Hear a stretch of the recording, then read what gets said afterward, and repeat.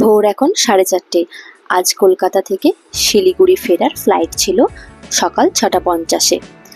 Sunrise তখনও হয়নি। বাচ্চাদের নিয়ে যথাসময়েই আমরা পৌঁছে গেছিলাম এয়ারপোর্টে। বোর্ডিং পাস নিয়ে যথারীতি নির্ধারিত গেট নম্বরের কাছেই অপেক্ষা করছিলাম। এরই মধ্যে জানতে পারলাম ফ্লাইট ডিলে আছে। আমরাও নানান রকমভাবে টাইম পাস করে যাচ্ছি, কিন্তু এরই মধ্যে প্রায় 2 ঘন্টা কেটে গেল আর ফ্লাইটের কোনো আপডেটই ছিল না। আশা আমরা তখনও রেখেছিলাম। সামনে প্রচুর লোকজন চিৎকার করছে ধৈর্য ধরতে না পেরে, এবং গতকাল বিকেলে নাকি এই ফ্লাইটটা ক্যান্সেল হয়ে যায় এবং ওনাদের রিশিডিউলে আজকে সকালে টিকিট দেওয়া হয়। 3 ঘন্টা ওয়েট করানোর পর জানানো হয় ফ্লাইট ক্যান্সেল।